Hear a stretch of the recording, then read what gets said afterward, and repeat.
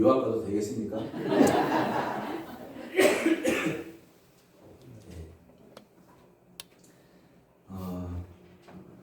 오늘 어버이길인데요.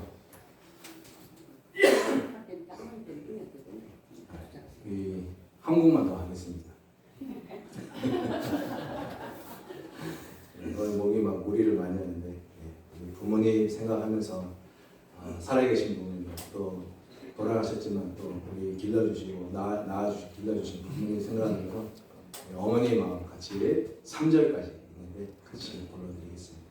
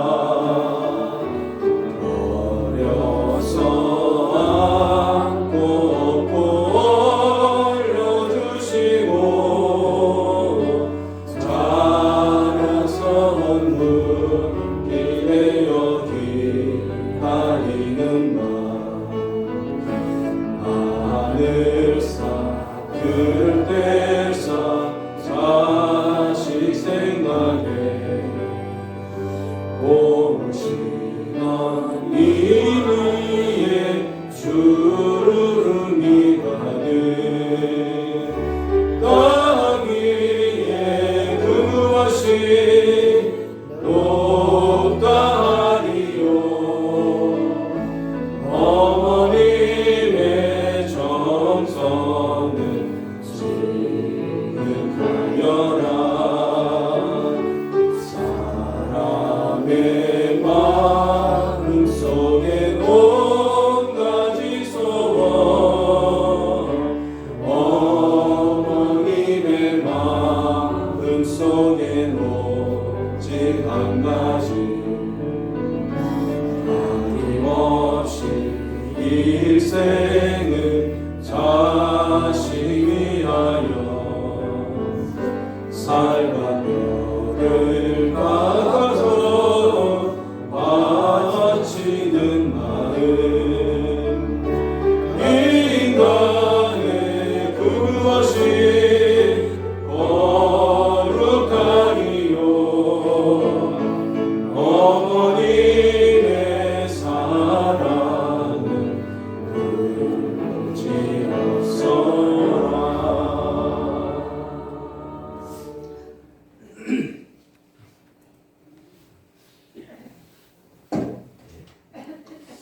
올해는 가정의 달에서 가정을 생각하고 또 자녀를 생각하고 어버이를 생각하고 또 스승을 생각하고 하는 그런 달인 것 같습니다. 또 더불어서 우리 교회는 보니까 우리 교회가 고향 교회이신 분들이 많죠. 여기서 태어나시고 자라시고 여기서 다 신앙생활 하시는 분들이 많은데 혹시나 또 고향교회가 멀리 있는 분들은 한번 고향교회를 섬기시는 목사님에게 전화도 한번 하시고 시간 되시면 찾아가셔서 식사도 한번 사드리시고 또 책 사보라고 용돈도 드리고 목사님도 영적인 아버지도 잘 챙겨주시는 그런 분들이 되시기를 부탁합니다. 기독교를 싫어하는 사람들 중에는 기독교는 부모를 모시지 않는다, 부모를 경히 여긴다 하는 이유로 그렇게 기독교를 싫어하는 사람들이 간혹 있습니다. 그런데 성경을 들여다보면 기독교만큼 부모를 공경하라고 강조하는 종교는 세상에 없습니다. 십계명에 하나님과 우리가 하나님께 대해서 지켜야 할 계명이 첫 번째에서 네 번째 계명까지고요. 또 사람과 사람 사이에 지켜야 할 계명이 다섯 번째 계명부터 열 번째 계명까지인데 그 사람과 사람 사이에 지켜야 하는 계명의 첫 번째 시작을 뭐라고 시작하냐면 내 부모를 공경하라. 그렇게 시작합니다. 세상에 부모를 공경하라고 이렇게 강조하는 종교가 기독교만한 종교가 없습니다. 그런가 하면은 부모를 공경하지 않는 자식은 죽여라. 구약에 보니까 하나님이 그런 계명을 주셨습니다. 그의 아비나 어미를 저주하는 자는 반드시 죽여라. 또 사람에게 완악하고 어떤 가정에 사람에게 완악하고 정말 그런 뭐라 그럴까요? 표현이 잘 생각 안 나는데 막 자식이 말을 엄청 안 듣는 자식이 있어요. 그 아비와 어미가 너무 속상하니까 구약에는 그런 제도가 있었거든요. 이 자녀를 제사장 앞에 성문 앞에 데려가서 그 성문의 제사장에게 보이는 거예요. 그래서 뭐 이 사람이 죄가 있습니다 하면은 제사장이 보고 죄가 있다 그러면 그 사람을 죽일 수가 있었어요.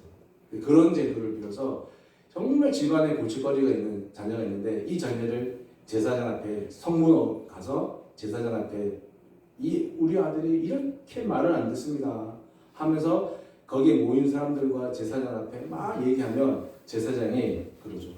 저 돌로 쳐 죽여라. 부모를 공경하지 않고 부모를 없이 여기는 자식은 그렇게 돌로 쳐 죽여라. 여러분 돌로 쳐 죽이는 이 제도가 여러분 그냥 제가 저기 세워놓고 돌을 던지는 게 아니에요. 낭떠러지 앞에다가 갖다 놓고 던지는 거예요. 그래서 돌에 맞는 게 너무 아프잖아요. 그러니까 돌에 맞아 죽기 싫으면 뛰어내리는 거예요. 아니면 돌에 맞아 죽든지. 여러분 이만큼 우리 기독교가 하나님이 부모를 공경하라 그렇게 얘기합니다. 신약에서는 뭐라고 얘기하냐? 만일 어떤 가부에게 자녀나 손자들이 있거든 그들로 먼저 자기 집에서 효를 행하여 부모에게 보답하기를 배우게 하고 이것이 하나님께서 기쁘게 받으실 만한 일이다 이렇게. 구약을 따져보든 신약을 보든 부모를 섬기는 것이 하나님의 뜻이고 명령이고 그렇지 않은 자녀를 용서하지 않겠다라고 말씀하고 있습니다. 부모는 보이는 하나님이에요. 보이는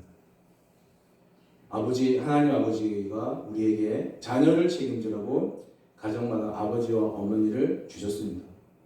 자식은 그 부모가 해주는 밥을 먹고 부모에게서 배우고 기와 생각이 자라납니다. 자녀는 부모 밑에서 자기의 불완전한 생각과 행동과 성품들이 아버지라고 하는 망치, 어머니라고 하는 정 이걸 통해서 얻어맞으면서 매 깎이고 다듬어져가지고 사람다워지는 겁니다. 그렇게 성장합니다. 보통 이것을 우리나라에서는 남자들은 군대를 다녀오면서 부모의 사랑을 알게 돼요. 우리 여자분들은 결혼하고 아이를 출산하고 기르면서 부모의 사랑을 또 그렇게 깨닫게 되어갑니다.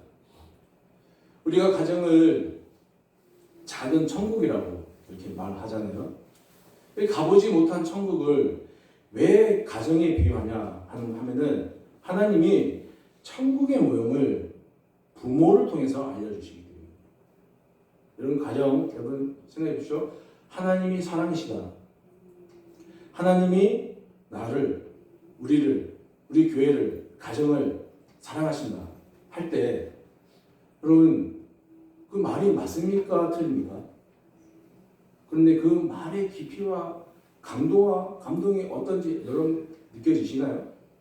하나님이 나를 사랑하시는데 나를, 우리 가정을, 내 자녀를 사랑하신다는데 그게 어떤 것인지 이런 얘기를 하면 하나님이 사랑합니다. 하나님이 사랑이십니다 하면 그게 이렇게 와 닿으시더라고요.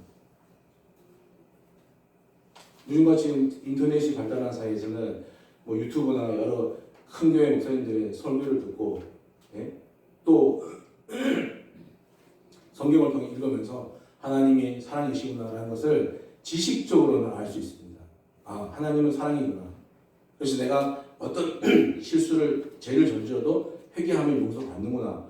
알 수는 있어요. 알 수는 있는데 지식적으로는 알 수 있는데 그러면 나를 사랑하는 방법이 뭔지, 내가 그 사랑을 받았을 때 어느 정도의 감정인지, 그 사랑의 깊이가 어느 정도 깊고 그 넓이가 어느 정도 넓은지는 몰라요. 머리로만 알지 사실은 실제로는 모른단 말이에요. 감동이 없단 말이에요. 그것을 어떻게 알려주냐? 하나님이 부모를 통해서 알려주시는 거예요. 그리고 천국은 이럴 것이다 하는 천국의 삶을 가정을 주시고 그 가정에 부모를 주시고 그 부모를 통해서 우리에게 느끼게 해주시는 거예요. 자녀를 위해서 청춘을 바치고 자기의 건강을 바치고 자기의 물질과 생명을 희생하신 그 부모의 희생적인 사랑을 통해서 우리가 하나님의 사랑이 이런 것이겠구나라고 대리만족을 하고 또 가늠할 수가 있는 겁니다. 하나님이 그 외아들 예수님을 우리를 사랑하셔서 십자가에 오르게 하시고 죽게 하셨다는데 그게 왜 하나님의 사랑인지 우리는 몰라요. 머리는 알아요. 그런데 감동이 없어요.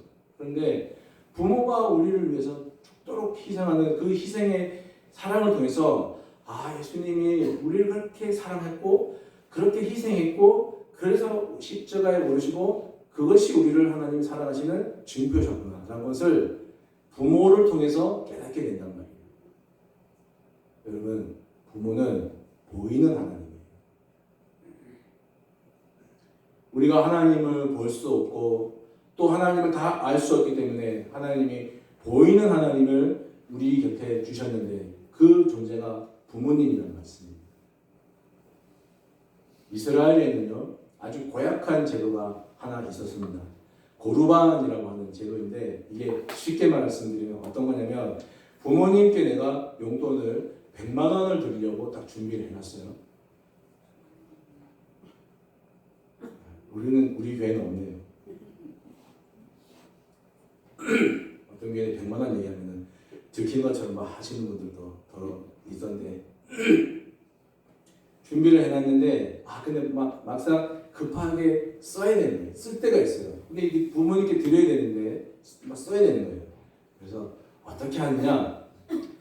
이 100만 원은 내가 하나님께 드리려고 한 건 내가 하나님께 드리겠습니다 하는 의미로 고르반이라고 이렇게 외치는 거예요. 그러면 어떤 일이 생기냐?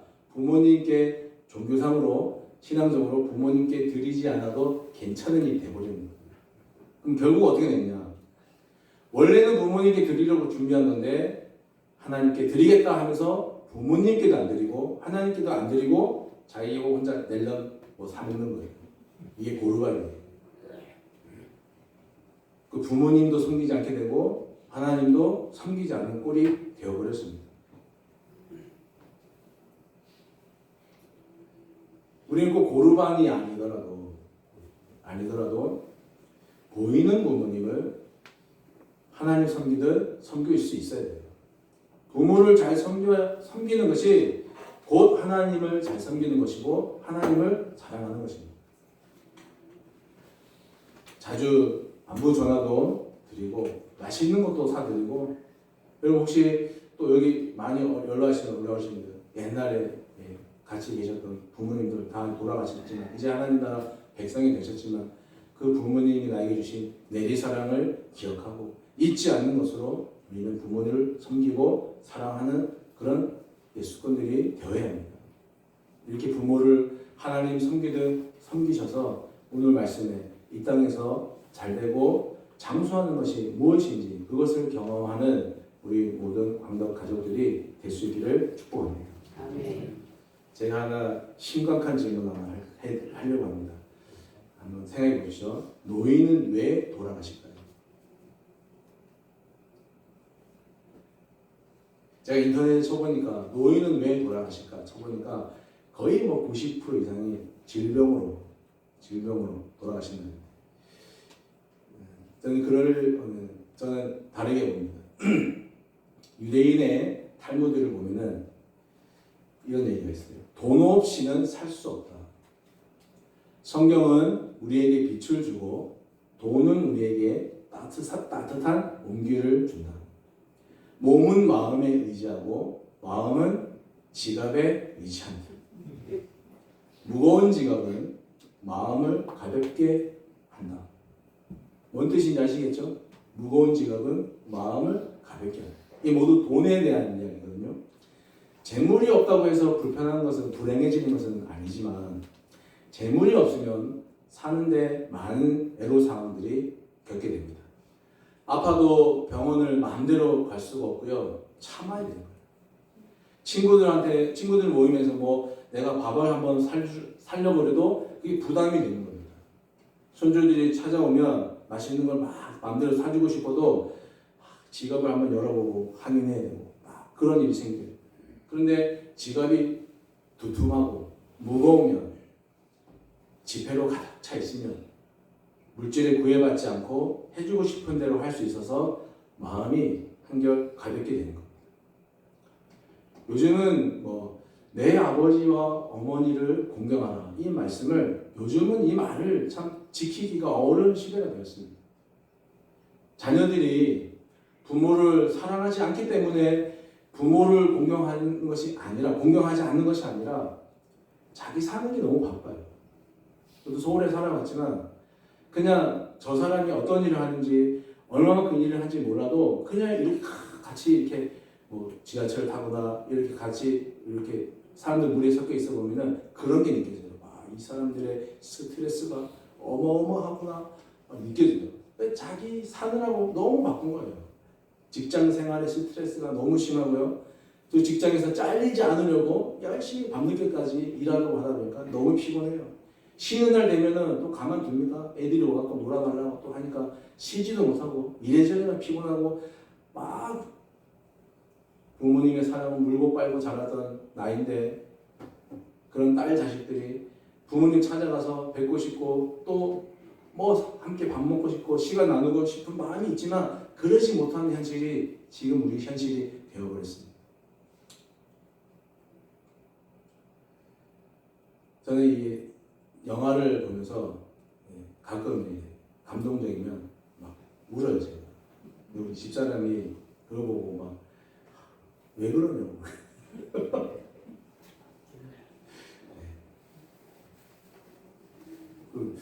눈물이 나서 그러는데 왜 그러냐니까. 홍시 맛이 나서 홍시라 그러는데 왜 그러냐면 할 말이 없잖아요.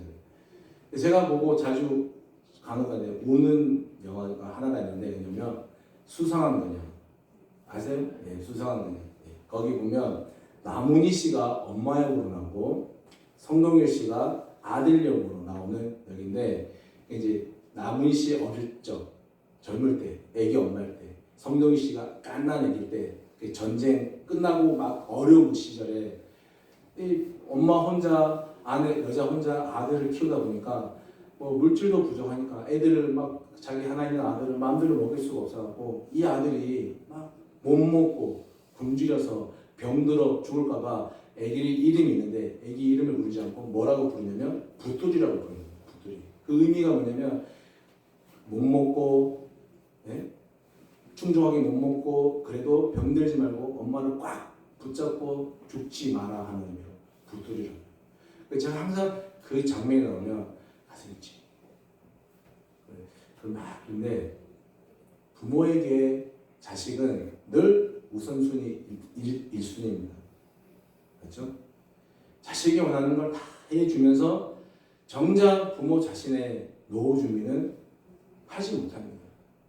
그렇게 살다가 세월이 정말 살같이 빠르게 흘러서 자식들 다 내보내고 이제 주변 친구들하고 뭔가 좀 시간을 보내려고 딱 돌아보면 이미 내 친구들은 어디 있으니까 하나님 나라 백성이 되는 거예요. 없어요. 얘기 나눌 상대가 없어요. 외로워요. 노인이 왜 돌아가신지 아십니까? 물질이 부족해서 돌아가시고요. 외로워서 죽는 거예요. 여러분,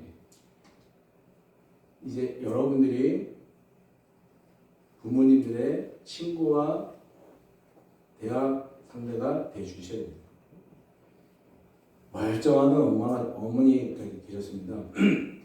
이 어머니가 병에 걸려서 하루아침에 어린아이 같이 돼버린 거예요. 엄마를 돌봐야 되는데 엄마를 데리고 여러 병원을 다니면서 여러 검사를 해봤는데 뭐 명확한 병명을 알 수가 없어요.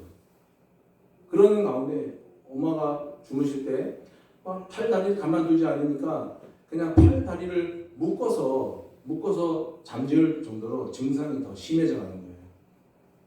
그래서 이 딸이 병실에서 주무시고 계신 어머니를 밤새도록 지켜보면서 그런 생각이 드는 거예요. 나도 이제 중년의 나이가 되었고 자식들에게 이제 많은 돈이 들어가야 될 그런 시기가 됐는데 왜 나에게 이런 일이 생기는가 하고 하면서 막 우는 거예요. 그러면서 이제 어쩔 수 없이 이 엄마를 자신이 감당하기로 그렇게 결심했습니다. 그래도 혹시나 형제들에게 도움이라도 한번 구해봐야겠다는 생각에 형제들에게 얘기했는데 형제들이 자기들 형편이 여의치 못하다 그래가지고 고개를 숙이고 대답을 못합니다. 그래서 그 여자분이 자기 엄마의 엄마가 되었습니다. 엄마를 어릴 적에는 엄마가 자기 엄마였는데 나이가 다 들고 힘이 없어서는 이제 본인이 엄마의 엄마가 된 것이. 이게 어느 가정에나 다 있을 수 있는 일이지 않습니까? 맞죠? 누구에게나 어느 가정에나 언제나 일어날 수 있는 일입니다. 본문이 오늘 너희 부모를 주 안에서 순종하라 이렇게 말씀해요. 똑같은 에베소서 5장에 보면 어떤 말씀이 있냐? 그리스도를 경외함으로 피차 복종하라 하는 말씀이 있거든요. 이 그리스도를 경외함으로 피차 복종하라 하는 건 뭐냐면 남편과 아내에 대해서 관계에 대해서 얘기하는 건데 남편과 아내가 서로 순종하는 것이 서로에게 뭡니까? 순종하고 복종하는 것이 곧 뭐라는 얘기입니까? 그리스도를 경외하는 것이다. 이런 얘기예요. 다른 사람을 섬기는 것이 그리스도를 경외하는 것이다. 섬기지 않으면서 나는 그리스도를 경외합니다, 사랑합니다 말하는 것은 뭡니까? 거짓말이다. 그 얘기예요. 그러면 똑같은 이치에서 자녀가 부모를 공경하는 것 역시 뭡니까? 그리스도를 경외하는 겁니다. 반대로 하나님을 사랑하려면 부모를 잘 섬겨라 하는 그런 말씀입니다. 저는 마지로 컸습니다. 마지로 크면서 아버지가 저를 엄하게 키우셨어요. 마지는 엄하게 가정의 기둥이기 때문에 곱게 자라야 한다 해서 참 맞기도 많이 맞았어요. 엉덩이가 시퍼래지면 이제 어머니가 밤에 울면서 막 약 발라주고 하는 기억이 선하거든요. 근데 그렇게 자라면서 아버지한테 섭섭한 것이 참 많았습니다. 왜냐, 동생들은 때리지 않거든요. 왜 나만 때릴까? 그러니까 섭섭한 것이 참 많이 자랐는데, 저도 이제 결혼하고 애 낳고 아빠로 살아보니까 이제 요즘 몇 년 전부터 아버지가 이해가 돼요. 그리고 아버지가 가족을 위해서 참 많이 헌신하셨구나. 지금 저희 아버지는 일하고 계시거든요. 일이 너무 좋은데 지금도 여러분이 농사 지는 것처럼 저희 아버지는 직장에 다니면서 일을 가족을 또 먹여 살리고 있습니다. 그런 걸 보면서 이제는 저도 아버지를 살아보니까 아버지가 참 많은 헌신을 하신 거였구나. 그때는 그럴 만한 이유가 있으셨겠구나라고 이해가 되는 거예요. 그러면서 이제 제 마음에 드는 게 지금 와서 이런 생각 해보니까 아버지랑 함께 이제 살 날이 아버지랑 함께 살아왔던 날보다 짧게 남았구나. 조금밖에 안 남았구나. 길어봐야 뭐 10년, 15년 짧게 남았구나 하는 생각이 들면서 제가 아버지에 대한 섭섭한 마음도 다 내려놓고 또 아버지를 감히 자식된 분으로 용서하고 또 사랑하기로 그렇게 마음먹었습니다. 저는 앞에 이 말씀드린 것처럼 얘기해 보면은 아버지의 아버지가 되기로 저는 마음먹은 거겠죠. 여러분의 부모에게 여러분 부모에게 엄마의 엄마가 되어주시고 아빠의 아빠가 되어주십시오. 섭섭한 것이 있으면 이제는 다 풀고 내려놓고 다 용서해드리고 더 사랑하십시오. 그것이 결국 하나님을 사랑하는 겁니다. 우리에게 부모를 허락해 주시고 그리고 그분들을 통해서 하나님의 사랑을 우리에게 일깨워 주신 하나님 앞에 감사합시다. 부모가 없었다면 우리는 하나님의 사랑을 머리로만 알았지 가슴으로 마음으로는 깨닫지 못했을 겁니다. 하지만 우리를 위해 죽기까지 희생하신 부모의 사랑을 통해서 우리를 위해 죽기까지 순종하고 십자가에 오르시고 죽으신 하나님의 사랑을 우리가 알고 지금 이 자리에 예수를 믿고 있는 겁니다. 우리에게 보이는 하나님으로 보내주신 부모를 잘 섬길 수 있기를 간절히 부탁드립니다. 그리고 하나님을 더 사랑할 수 있기를 바라겠습니다. 그 하나님을 사랑하고 섬기는 것이 뭐냐? 오늘 본문 말씀에 너희 부모를 주 안에서 순종하라. 너희 부모를 섬기는 것이 곧 하나님을 사랑하는 것이고 하나님을 잘 열심히 섬기는 것이 곧 부모를 섬기는 것이다.